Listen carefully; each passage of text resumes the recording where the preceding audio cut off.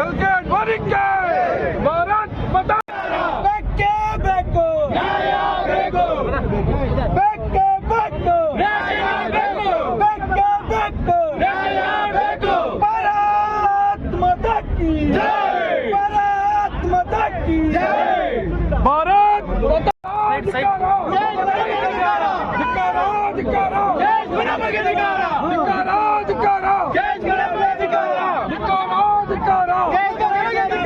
भारत माता की भारत माता की भारतीय जनता पार्टी के भारतीय जनता पार्टी के भारत माता की भारत माता की।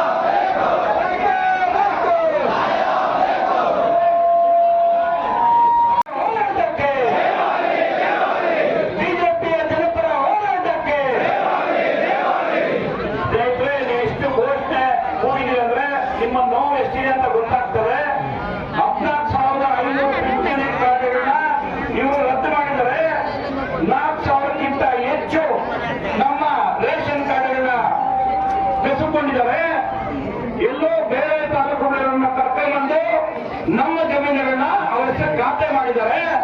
ನಾವು ಕೂ ಹಾಕಿಲ್ಲ ಅಂದ್ರೆ ಇಲ್ಲೇನು ಕಲ್ಲುಗಳನ್ನ ಹೊಡೆದು ಕರಡಿ ಕಲ್ಲುಗಳನ್ನ ಹೊಡೆದು ದುಡ್ಡು ಮಾಡ್ಕೊಂಡ್ರು, ಅಲ್ಲಿ ಡಿಸಿಸಿ ಬ್ಯಾಂಕ್ನ ಲೂಟಿ ಹೊಡೆದ್ರು, ನಮ್ಮ ಮನೆಗಳು ಕೂಡ ಲೂಟಿ ಹೊಡಿತಾರೆ, ನಮ್ಮ ಮನೆಗಳ ಸ್ಮಶಾನ ಆಗ್ತದೆ. ಆ ಕಾರಣಕ್ಕೆ ನಾವು ಹೋರಾಟಗಳಿಗೆ ನಾವು ಶಾಸನಬದ್ಧವಾಗಿ ನ್ಯಾಯಬದ್ಧವಾಗಿ ಸಂವಿಧಾನಬದ್ಧವಾಗಿ ನಾವು ಇಲ್ಲಿ ನ್ಯಾಯ ಕೇಳಕ್ ಬಂದಿದ್ರೆ ಇವತ್ತು ಸಂಬಂಧಪಟ್ಟ ಯಾರ ಅಧಿಕಾರಿಗಳು ಇದನ್ನ ಕೇವಲ ಸರ್ಕಾರಕ್ಕೆ ಜನಪ್ರತಿನಿಧಿಗಳಿಗೆ ತಪ್ಪಿಸುವಂತ ಕೆಲಸ ಮಾಡಬೇಕು, ಇಲ್ಲಂದ್ರೆ ಅನಿರ್ದಿಷ್ಟವಾಗಿ ನಾವು ಹೋರಾಟ ಮಾಡ್ತೀವಿ ಅಂತ ಹೇಳಕ್ ನಾವು ಬಂದಿದ್ರಿ. ಆ ಕಾರಣಕ್ಕೆ ಈ ಒಂದು ಹೋರಾಟದ ಬಿಟ್ಟು ನಮ್ಮ ವಿಭಾಗ ಪ್ರಭಾರಿಯಾದಂತ ಬೇಟೆಗೆ ಮಾತಾಡಬೇಕಂತ ನಾವು ಮನವಿ ಮಾಡ್ತಾ ಇದ್ದೀನಿ. ಅಪ್ಪ ಜಯಮೇಳಿನಲ್ಲಿ ಆಸ್ತಿ ಮಾಡ್ತಿದ್ದಾರೆ, ಮಗಳು KGF ನಲ್ಲಿ ಆಸ್ತಿ ಮಾಡಬೇಕು, ಇವ್ರಿಗೆ ಸಾಮ್ರಾಜ್ಯ ಆಗ್ಬೇಕು. ಯಾವುದೇ ಬಡವರಿಗೆ ಶಾಸಕರಾಗುವಾಗಿಲ್ಲ, ಬಡವರು ಸಂಸದರಾಗುವಾಗಿಲ್ಲ. 50 ವರ್ಷಗಳ ಕಾಲ ಸಂಸದರಾಗಿದ್ದ ಇದೇ ಮುನಿಯಪ್ಪ ಯಾವ ಕಾರ್ಖಾನೆಯನ್ನು ಇವತ್ತು ಕೋಲಾರ ಜಿಲ್ಲೆಗೆ ತಂದಿದ್ದಾರೆ, ಯಾವ ಯೋಜನೆಯನ್ನ ಕೋಲಾರ ಜಿಲ್ಲೆಗೆ ತಂದಿದ್ದಾರೆ, ಈ ರಾಜ್ಯದಲ್ಲಿ ನೆನಪಿಟ್ಕೊಳ್ಬಹುದಂತ ಕೆಲಸವನ್ನ ಯಾವುದನ್ನ ಮಾಡಿದ್ದಾರೆ ಮುನಿಯಪ್ಪನವರೇ? ನೀವು ಆಸ್ತಿಯನ್ನು ಮಾಡ್ಕೊಳ್ತೀರಿ. ನಾನು ಮುನಿಯಪ್ಪನವ್ರ ಊರಿಗೆ ಹೋಗಿದ್ದೆ ನಿನ್ನೆ, ಮುನಿಯಪ್ಪನವರು ಹಳ್ಳಿಗೆ ಹೋಗಿದ್ದೆ. ಇವತ್ತು ಹಳ್ಳಿನಲ್ಲಿ ಅವ್ರ ಮನೆ ಯಾವ ರೀತಿ ಇದೆ ಯಾರಾದ್ರೂ ನೋಡಿದ್ದೀವ ನಾವು? ಇವತ್ತು ಬೆಂಗಳೂರಿನಲ್ಲಿ ದೇವನಹಳ್ಳಿನಲ್ಲಿ ಅವರ ಮನೆಗಳು ಯಾವ ರೀತಿ ಇದೆ, ಅವರ ಆಸ್ತಿ ಯಾವ ರೀತಿ ಇದೆ, ಅವರ ಅಕೌಂಟ್ ನಲ್ಲಿ ದುಡ್ಡು ಎಷ್ಟಿದೆ, ಅವರು ರಾಜಕೀಯಕ್ಕೆ ಬರಬೇಕಾದ್ರೆ ಅವರ ಅಕೌಂಟ್ ನಲ್ಲಿ ಎಷ್ಟಿತ್ತು ದುಡ್ಡು, ಅವರ ಆರ್ಥಿಕತೆ ಹಿನ್ನೆಲೆ ಏನು, ಅವರ ಅಪ್ಪ ಮಿನಿಸ್ಟರ್, ಅವ್ರ ತಾತ ಮುಖ್ಯಮಂತ್ರಿನ, ಹಾಗಾದ್ರೆ ಈ ಆಸ್ತಿ ಎಲ್ಲಿಂದ ಬಂತು? ಈ ಆಸ್ತಿ ಎಲ್ಲಿಂದ ಬಂತು? ಸ್ವಾಮಿ. ನೀವು ನಮ್ಮ ಪಡಿತರ ಚೀಟಿ ಕೈ ಹಾಕಿದಿರಿ, ನೀವು ನಮ್ಮ ಪಿಂಚಣಿ ಕೈ ಹಾಕಿದಿರಿ, ನೀವು ನಮ್ಮ ಬಡವರ ಆಸ್ತಿ ಕೈ ಹಾಕಿದಿರಿ. ಹಾಗಾದ್ರೆ ನೀವು ನಮ್ಮನ್ನು ಉದ್ಧಾರ ಮಾಡ್ತೀರಾ? ರೂಪ ಶಶಿಧರ್ ಅವರು ಅವ್ರಿಗೇನಾದ್ರೂ ಮಾನ ಮರ್ಯಾದೆ ಇದ್ರೆ ಶಾಸಕ ಸ್ಥಾನಕ್ಕೆ ರಾಜೀನಾಮೆ ಕೊಟ್ಟು ಹೋಗ್ಬೇಕು. ಅವರು ಮುಖ್ಯಮಂತ್ರಿ ಕೇಳ್ತಾ ಇದ್ದಾರೆ, ಅವ್ರ ಮಂತ್ರಿ ಕೇಳ್ತಾ ಇದ್ದಾರೆ. ಅವರಿಗೆ KGF ಜನಗಳ ಕಷ್ಟ ಅರ್ಥ ಆಗ್ತಾ ಇಲ್ಲ ಬಂಧುಗಳೇ. ಅವ್ರಿಗೆ ಅರ್ಥ ಆಗ್ತಾ ಇರೋದು ಒಂದೇ, ಡಾಲರ್ ಹೌಸ್ ಕಾಲೋನಿಯಲ್ಲಿ ಯಾವ ಸೈಟ್ ಅನ್ನ ಪರ್ಚೇಸ್ ಮಾಡಬೇಕು, ದೇವನಹಳ್ಳಿ ರಸ್ತೆಯಲ್ಲಿ ಯಾವ ಜಮೀನನ್ನ ಪರ್ಚೇಸ್ ಮಾಡಬೇಕು, ಇದು ಅವ್ರ ತಲೆಯಲ್ಲಿರ್ತಕ್ಕಂಥದ್ದು. ದುರದೃಷ್ಟವಶಾತ್ ನಾವು ಗೆಲ್ಲಿಸ್ಬಿಟ್ಟಿದೀವಿ ಬಂಧುಗಳೇ. ಇಲ್ಲಿ ಯಾರಾದ್ರೂ ಅವ್ರಿಗೆ ಓಟ್ ಹಾಕಿರೋರಿದ್ದೆ ಅವ್ರ ಮನಸ್ಸಲ್ಲೇ ಪಶ್ಚಾತ್ತಾಪ ಪಟ್ಕೊಳ್ತಾ ಇದ್ದೀವಿ, ಅಯ್ಯೋ ಎಂತ ತಪ್ಪು ಮಾಡ್ಬಿಟ್ಟೆ ಅಂತ ಹೇಳಿ. ಈ ಕ್ಷೇತ್ರ ಜನ ಪಶ್ಚಾತ್ತಾಪ ಪಡ್ತಾ ಇದ್ದಾರೆ, ಎಂತ ಓಟ್ ಹಾಕ್ಬಿಟ್ಟೆ ಅಂತ ಹೇಳಿ. ಆ ತಪ್ಪು ಮುಂದಿನ ದಿನಗಳಲ್ಲಿ ಆಗ್ಬಾರ್ದು. ವೈಸಂಪಂಗಿ ಅಂತವರು ಸಾಮಾನ್ಯ ಜನರನ್ನ ಕರ್ಕೊಂಡ್ಬಂದು ತಾಲೂಕು ಕಚೇರಿ ಎದುರುಗಡೆ ನಿಲ್ಸಿದ್ದಾರೆ ಅಂತಂದ್ರೆ ಆ ಕಾಳಜಿಯನ್ನ ನಾವು ಅರ್ಥ ಮಾಡ್ಕೊಳ್ಬೇಕು. ಇವತ್ತು 70 ವರ್ಷ ಅಧಿಕಾರ ಮಾಡಿದೀವಿ ಅಂತ ಹೇಳ್ತಾರೆ. ಇಂದಿರಾ ಗಾಂಧಿ ಹೇಳ್ತಾ ಇದ್ರೆ ಬಡವ್ರನ್ನ ಉದ್ಧಾರ ಮಾಡ್ತೀವಿ ಅಂತೇಳಿ. DK ಶಿವಕುಮಾರ್ ಹೇಳ್ತಾರೆ ಯಾರನ್ನ ಉದ್ಧಾರ ಮಾಡ್ತೀವಿ ಅಂತೇಳಿ. ರಾಹುಲ್ ಗಾಂಧಿಯ ಮಾವನ್ನ ಪ್ರಿಯಾಂಕಾ ಗಾಂಧಿ ಗಂಡನ ಉದ್ಧಾರ ಮಾಡಕ್ ಬಂದವ್ರೆ. ಬಿಡಿದಿಯಲ್ಲಿ 1000 ಎಕರೆ ಜಮೀನನ್ನ ಖರೀದಿ ಮಾಡಿ ಅಲ್ಲಿ ಅಪಾರ್ಟ್ಮೆಂಟ್ ಗಳನ್ನ ಮಾಡಿ ರಾಹುಲ್ ಗಾಂಧಿ ಮಾವನಿಗೆ ಸರ್ಕಾರದ ವಿರುದ್ಧವಾಗಿ ಇವತ್ತು ನಮ್ಮ ಭಾವಿ ಶಾಸಕರಾದಂತಹ ಸಂಪಂಗಿಣ್ಣವ್ರ ನೇತೃತ್ವದಲ್ಲಿ ನಮ್ಮ ಜಿಲ್ಲಾಧ್ಯಕ್ಷರು, ನಮ್ಮ ಪ್ರಭಾರಿಗಳು, ನಮ್ಮ ಎಲ್ಲ ಮುಖಂಡರುಗಳ ನೇತೃತ್ವದಲ್ಲಿ ಇವತ್ತು ತಾಲೂಕು ಆಫೀಸ್ ಹತ್ರ ಬರ್ತಾ ಇದ್ರೆ ಹೋರಾಟ ಮಾಡಕ್ಕೆ ಈ ಎಲ್ಲ ನಮ್ಮ ಅಜ್ಜಿ ನಮ್ಮ ತಾಯಿಯಂದ್ರನ್ನ ನೋಡಿದಂತ ಸಂದರ್ಭದಲ್ಲಿ ಇವ್ರ ಮುಖ ನೋಡಿದಾಗೆ ಗೊತ್ತಾಗುತ್ತೆ ಸ್ಥಳೀಯ ಶಾಸಕರಿಗೆ ಇವ್ರ ಶಾಪ 100% ತಟ್ಟುತ್ತೆ ಅಂತ. ಅವ್ರು ಏನು ಕೇಳಿರಲಿಲ್ಲ, ಇವ್ರನ್ನ ಮನೆ ಕೇಳಿರಲಿಲ್ಲ, ಮಠ ಕೇಳಿರಲಿಲ್ಲ, ಅದ್ ನಿಮ್ ಕೈನಲ್ಲಿ ಕೊಡಕ್ಕೂ ಆಗಲ್ಲ. ಆದ್ರೆ ಅವ್ರ ಹತ್ರ ಇದ್ದಂತ ರೇಷನ್ ಕಾರ್ಡ್ ಅನ್ನ ಕಿತ್ಕೊಂಡಿದ್ದೀರಲ್ಲ, ನಿಮ್ಗೆ ನಾಚಿಕೆ ಆಗಲ್ವಾ? ಓಲ್ಡ್ ಏಜ್ ಪೆನ್ಷನ್ ಬರ್ತಾ ಇತ್ತು, BP ಶುಗರ್ ಇನ್ನೊಂದು ಮತ್ತೊಂದು ಬಂದಾಗ ಮಾತ್ರೆ ತಗೊಳ್ಳೋದಕ್ಕೆ ಪ್ರಧಾನಮಂತ್ರಿ ಜನೌಷಧಿ ಕೇಂದ್ರದಲ್ಲಿ ಒಂದು ಕಮ್ಮಿ ರೇಟ್ ಮಾತ್ರೆ ಸಿಗ್ತಾ ಇತ್ತು, ಅಂತ ತಗೊಳ್ಳೋಣ ಅಂತ ಹೇಳ್ಬಿಟ್ಟು ಹೇಳಿ ಏನೋ ಭತ್ತದ 1,000-1,500 ಅಂತ ಹೇಳಿ ಕಾಯ್ತಾ ಇದ್ರೆ ಅವ್ರ ಅಜ್ಜಿಗಳು ಜೀವದಲ್ಲೇ ಕೈ ಹಾಕಿದ್ದೀರಿ. ಸರಿನಾ? ನೀವು ಅಕ್ಕಿ ಕೊಡ್ತೀವಿ ಅಂತ ಹೇಳಿ ಸಿದ್ದರಾಮಯ್ಯನವರು ಅಧಿಕಾರಕ್ಕೆ ಬಂದು ಇವತ್ತು KH ಮುನಿಯಪ್ಪ ಅವ್ರನ್ನ ಆಹಾರ ಮಂತ್ರಿ ಮಾಡಿ ಕೋಲಾರ ಜಿಲ್ಲೆ ಜನಕ್ಕೆ ಯಾವ ರೀತಿ ಅನ್ಯಾಯ ಮಾಡಿದ್ರು ನೀವು ನೋಡಿದ್ದೀರಿ. ಆದ್ರೆ ಇವತ್ತು ಬಡವ್ರಿಗೆ ಹೋಗ್ತಾ ಇರ್ತಕ್ಕಂಥ ಅಕ್ಕಿನೂ ಕಿತ್ಕೊಂಡು ಅಕ್ಕಿನೂ ಬೇರೆ ಬೇರೆ ಕಡೆ ಬ್ಲಾಕ್ ಅಲ್ಲಿ ಮಾರಿ ತಿಂಗಳಿಗೆ ಕೋಟ್ಯಾಂತರ ರೂಪಾಯಿ ದುಡ್ಡು ಮಾಡ್ತಾ ಇದ್ದೀರಿ. ಅದಕ್ಕೋಸ್ಕರ ಇಷ್ಟೇ ಆದ್ರೆ ಸುಮ್ಮನೆ ಇರ್ತಾ ಇದ್ರಿ. ಬಡವರಿಗೆ ಇವತ್ತು ಸೈಟ್ಗಳಿಲ್ಲ, ಇಲ್ಲಿ ನಿವೇಶ ಕೊಟ್ಟಿಲ್ಲ, 50-60 ಎಕರೆ ಜಮೀನುಗಳನ್ನ नरेंद्र मोदी जी की, येडियूरप्पा जी की, ವಿಜೇಂದ್ರಣ್ಣ जी की. ನಮ್ಮ ಪೊಲೀಸ್ ಅಧಿಕಾರಿಗಳಲ್ಲಿ ವಿನಂತಿ ಮಾಡ್ತೇನೆ, ನಾವು ಬಂದಿರ್ತಕ್ಕಂಥದ್ದು ನಮ್ಮ ನೋವು, ಇಲ್ಲಿ ನೊಂದ ಕುಟುಂಬಗಳ ಪರವಾಗಿ, ನೊಂದ ಜೀವಗಳ ಪರವಾಗಿ ನಾವು ಈ ಹೋರಾಟವನ್ನು ಹಮ್ಮಿಕೊಂಡಿದ್ದೇವೆ. ನಾವು ಮಾತಾಡಾದ ಮೇಲೆ ಏನಾದರೂ ಅಧಿಕಾರಿಗಳು ಬಂದು ಮನವಿ ತಕ್ಕೊಂಡು ಉತ್ತರ ಕೊಡದೇ ಇದ್ರೆ ತಾಲೂಕು ಆಫೀಸ್ ಒಳಗಡೆ ಹೋಗಿ ಕೂತ್ಕೊಳ್ತೀವಿ. ನಾನು ಮಾತಾಡೋದ್ರೊಳಗಡೆ ನೀವು ಅದನ್ನು ಸರಿ ಮಾಡಿ.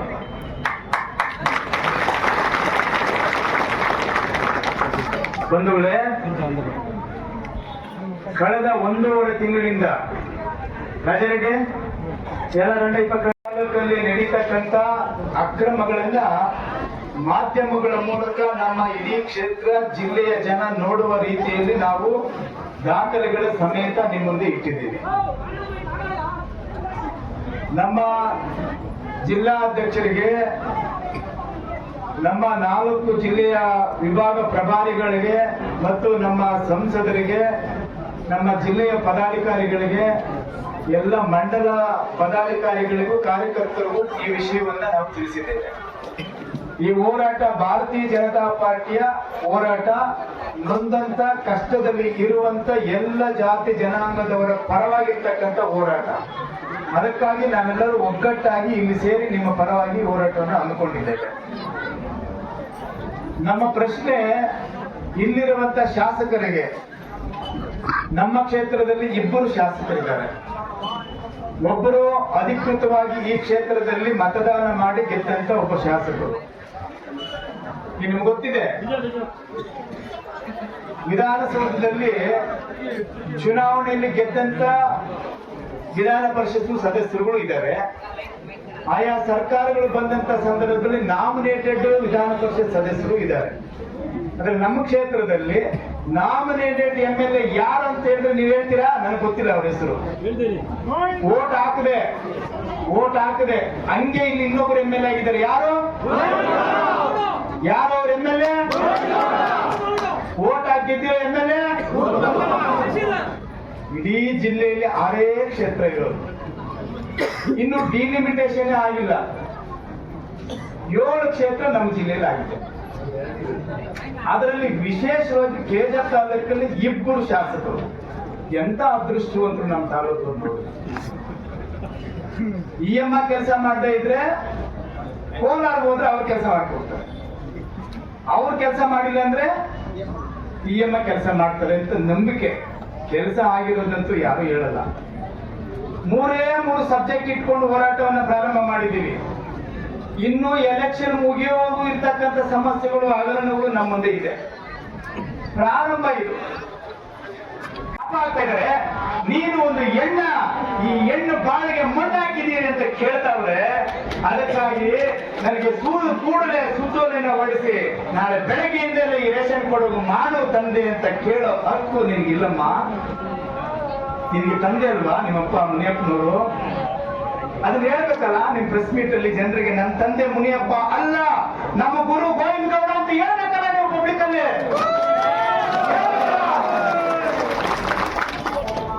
ಮೊನ್ನೆ ಪ್ರೆಸ್ ಮೀಟ್ ಮಾಡಿ ನನ್ನ ವಿರುದ್ಧ ಹೇಳ್ತಾ ಇದ್ದಾರೆ ಪಾಪ ಕಾರ್ಯಕರ್ತರು. ಅವರೆಲ್ಲ ನನ್ನ ಜೊತೆಲಿ ಇದ್ದವ್ರೆ, ನನ್ನ ಹೆಸರು ಹೇಳಲ್ಲ. ಗೋವಿಂದ ಗೌಡರು ರೂಪಾಗೆ ಗುರು ಅಂತ ಹೇಳಿದ್ರು. ನಿಮ್ಮ ಪತ್ರಿಕೆಗಳಲ್ಲಿ ಬಂದಿದೆ, ನಾನೆಲ್ಲೂ ಹೇಳಿಲ್ಲ ಅದನ್ನ.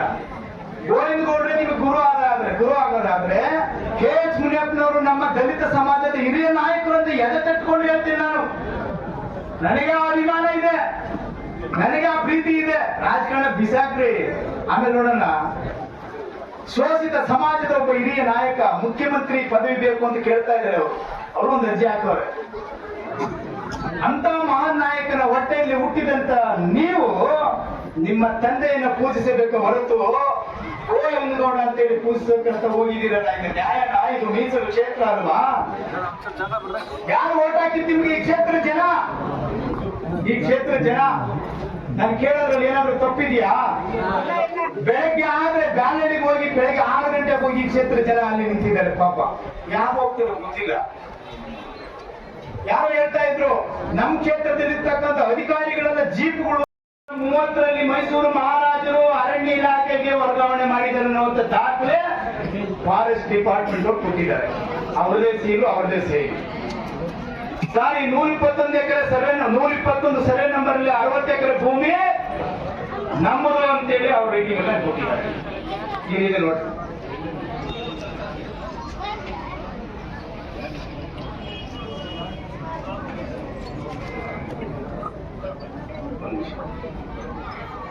ಇದು ಫಾರೆಸ್ಟ್ ಇಲಾಖೆಯವರು ಕೊಟ್ಟಿರೋದು, ಅರಣ್ಯ ಇಲಾಖೆಯವರು. ನಾನು ಹೈಲೈಟ್ ಮಾಡಿದ್ದೀನಿ ನೋಡಿ. 1930ರಲ್ಲಿ ವರ್ಗಾವಣೆ ಮಾಡಿದ್ದಾರೆ ಮೈಸೂರು ಮಹಾರಾಜರು.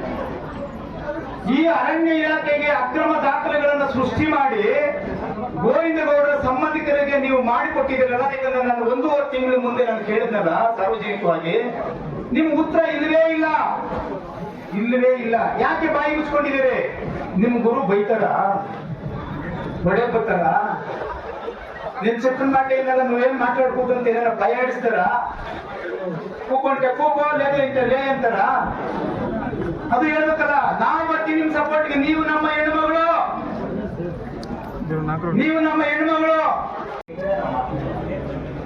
ಆಮೇಲೆ ನಿಮಗೆ SI ಇದೆ, 1 ತಿಂಗಳು ಕಳೆದಿದೆ. ಹಾಗ್ಯಾಕೆ ಮಾಡಿಲ್ಲ ಅಂತ ನಾನು ಕೇಳಕ್ ಹೋಗಲ್ಲ. ನೀವು SI ಅನ್ನ ಮುಂದಿಟ್ಟಿದ್ದೀರಿ, ಅದು ಕೂಡ ಬಹಳ ಚಿಗುರಾದಂತ ವಿಷಯ. ಈಗ ತಕ್ಷಣ ಈ 3 ಸಮಸ್ಯೆಗಳಿಗೆ ನೀವು ಕಾನೂನು ರೀತಿಯಲ್ಲಿ ಪರಿಶೀಲನೆ ಮಾಡಿ ನಾನು ಈ 3 ವಿಷಯಗಳನ್ನ ನಿಮ್ಮ ಮುಂದೆ ಓದ್ಬಿಡ್ತೀನಿ. ನಾನು ಮನವಿ ಕೊಡೋದ್ರಿಂದ ಕೆಜಿಕೋಟೆ ಗ್ರಾಮದ ಸರ್ವೆ ನಂಬರ್ 121ರಲ್ಲಿ 60 ಎಕರೆ ಜಮೀನನ್ನು ಅಕ್ರಮವಾಗಿ ಮಾಡಿರುವುದನ್ನು ರದ್ದು ಮಾಡಿದರು. ಈಗಾಗಲೇ ನಮ್ಮ ಅರಣ್ಯ ಇಲಾಖೆಯವರು ಇದು ನಮ್ಮ ಜಮೀನು ಅಂತ ಹೇಳಿ ನಮಗೆ ಪತ್ರವನ್ನು ಕೊಟ್ಟಿದ್ದಾರೆ. ಅವರು ಸರ್ವೆಯನ್ನು ಕೂಡ ಮಾಡಿದರೆ, ನಕ್ಷೆನೂ ಇದೆ. ಆಮೇಲೆ ಸುಮಾರು 4,000 ಪಡಿತರ ಚೀಟಿ ಅಂತ ನಾವು ಹೇಳಿದ್ದೀವಿ. ಅಂಕಿಅಂಶ ಇವತ್ತು ಸಂಬಂಧಪಟ್ಟ ಅಧಿಕಾರಿಗಳು ಯಾವಾಗಲೂ ಕೂಡ ಸಾರ್ವಜನಿಕವಾಗಿ ಬಹಿರಂಗಪಡಿಸಿಲ್ಲ. ಅದ್ರ ಬಗ್ಗೆನೂ ಕೂಡ, ಯಾಕಂದ್ರೆ ನಿಮ್ಗೆ ತಾಲೂಕು ದಂಡಾಧಿಕಾರಿಗಳು ಎಲ್ಲ ಇಲಾಖೆಗಳು ನಿಮ್ ಕೈ ಕೆಳಗಡೆ ಬರ್ತದೆ. ಆಮೇಲೆ ಪಡಿತರ ಇದು ವೃದ್ಧಾಪ್ಯ ವೇತನ, ಅಂಗವಿಕಲರ ವೇತನ ಮತ್ತೆ ನಮ್ಮ ವಿಧವಾ ವೇತನ, ಈ 3 ನಿಂತೋಗಿರೋದು ನಿಮ್ಗೆಲ್ಲ ಗೊತ್ತಿದೆ. ಮಾನದಂಡಗಳು ಏನಾದ್ರು ಈಗೇನು ಅದೇನು ಹೊಸದಾಗಿ ಬಂದಿಲ್ಲ. ಅವ್ರು ಹೇಳ್ತಾ ಇದ್ರು ಕೇಂದ್ರ ಸರ್ಕಾರ ಈಗ ಒಂದು ಸರ್ಕ್ಯುಲರ್ ಕೊಟ್ಟಿದೆ. ಕೇಂದ್ರ ಸರ್ಕಾರ ಏನಂದ್ರೆ 3 ತಿಂಗಳಿಗೆ 6 ತಿಂಗಳಿಗೆ ವರ್ಷಕ್ಕೆ ಒಂದೊಂದು ಸರ್ಕ್ಯುಲರ್ ಅನ್ನ ಕಳಿಸ್ತದೆ. ಅದು ನಾವು ಅಧಿಕಾರದಲ್ಲಿ ಇದ್ದಾಗಲೂ ನಮ್ಗೆ ಬರ್ತಾ ಇತ್ತು. ಆದ್ರೆ ಅದ್ರ ಮುಂದೆ ಇಟ್ಕೊಂಡು ಯಾರು ಪೆನ್ಷನ್ ಕೂಡ ನಾವು ತೆಗಿಯಕ್ ಹೋಗಿಲ್ಲ. ಅದೇ ದೊಡ್ಡ ಮಾನದಂಡ ಅಂತ ಏನಲ್ಲ. ಅದನ್ನ ಸಡಿಲಗೊಳಿಸೋದಕ್ಕೆ ಯಾವ ರೀತಿ ಕ್ರಮ ತೆಗೆದುಕೊಂಡು ನಿಮ್ಮ ಹಂತದಲ್ಲಿ ಮತ್ತದಾದ್ರೆ ಮಾಡಿ, ಇಲ್ಲಾಂದ್ರೆ ನೀವು ಇದನ್ನ ಮೇಲಾಧಿಕಾರಿಗಳಿಗೆ ತಕ್ಷಣ ಸಮಸ್ಯೆ ಇದೆ ಅಂತ ಹೇಳಿ ನೀವು ಅವ್ರಿಗೆ ಒತ್ತಾಕಿ ಕೂಡಲೇ ನಮ್ಗೆ ಈ ಸಮಸ್ಯೆಗಳ ಬಗ್ಗೆ ನಿಮ್ಮಿಂದ ನಮಗೆ ಉತ್ತರ ನಾವು ಬಯಸ್ತಾ ಇದ್ದೀವಿ.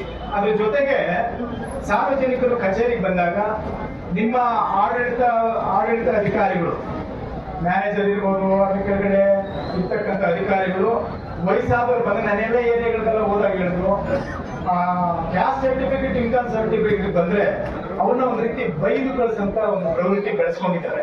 ಇದು ಆಗ್ಬಾರ್ದು. ಯಾಕಂದ್ರೆ ಇವರೆಲ್ಲ ಬರೋರು ವಯಸ್ಸಾದವರು, ಮತ್ತೆ ಎಷ್ಟೋ ಜನ ಎಲ್ಲರ ಮನೆ ಮೇಲೆ ಮಕ್ಕಳಿದ್ದಾರೆ, ಕಾಲೇಜಿಗೆ ಅಡ್ಮಿಷನ್ ಹೋಗ್ತಾರೆ, ಸ್ಕೂಲ್ಗೆ ಅಡ್ಮಿಷನ್ ಹೋಗ್ತಾರೆ, ಬೇರೆ ಇನ್ನೇನಕ್ಕೂ ಬೇಕಾಗುತ್ತೆ. ಅದನ್ನ ಏನಾದ್ರೂ ಮಾಡ್ಕೊಳ್ಳೋದಕ್ಕೆ ಕ್ರಮ ತೆಗೆದುಕೊಳ್ಬೇಕು. ಆಫೀಸ್ ಅಂತ ಹೇಳಿದ್ರೆ ಒಂದ್ ರೀತಿ ಆಸ್ಪತ್ರೆ ಇದೆ. ಡಾಕ್ಟರ್ ನೋಡಿದ ತಕ್ಷಣ ನಮ್ಗೆ ಇಲ್ಲಿ ಎಲ್ಲ ನಮ್ಮ ಕಾಯಿಲೆ ಮೇಲ್ ಮಾಡ್ತಾರೆ ಅಂತ. ತಾಲೂಕ್ ಆಫೀಸ್ ಬಂದ್ರೆ ನಮ್ಮ ಸಮಸ್ಯೆಗಳಿಗೆಲ್ಲ ಇಲ್ಲಿ ಪರಿಹಾರ ಸಿಗತ್ತೆ ಅಂತ ಬರ್ತಾರೆ. ಅದಕ್ಕೆ ನೀವು ಸ್ವಲ್ಪ ಈ ಕಡೆ ಗಮನ ಹರಿಸಿ ಆ ತರದಕ್ಕೆ ಅವಕಾಶ ಮಾಡಿಕೊಡದೆ ಇವ್ರು ಬಂದಂತವ್ರಿಗೆ ತಾಲೂಕ್ ಆಫೀಸ್ ಅಂದ್ರೆ ಈಗ ನಮ್ಗೆ ಒಳ್ಳೆಯ ಪ್ರೀತಿಯಿಂದ ಮಾತಾಡ್ತಾರೆ, ಕೆಲಸ ಆಗ್ತದೆ ಅನ್ನೋಂಥ ನಂಬಿಕೆ ವಿಶ್ವಾಸವನ್ನ ಮೂಡಿಸುವಂತ ಒಂದು ವಾತಾವರಣ ನೀವು ನಿರ್ಮಾಣ ಮಾಡ್ಬೇಕಂತ ಹೇಳಿ ಇಷ್ಟು ವಿಷಯಗಳನ್ನ ಹೇಳಿದ್ದೀವಿ. ದಯಮಾಡಿ ಇದನ್ನು ಸ್ವೀಕಾರ ಮಾಡಿ ಒಂದು ವಾರದೊಳಗಡೆ ನಮಗೆ ಉತ್ತರವನ್ನು ಕೊಡ್ಬೇಕಂತ ಹೇಳಿ ವಿನಂತಿಯನ್ನ ಮಾಡ್ತೀನಿ.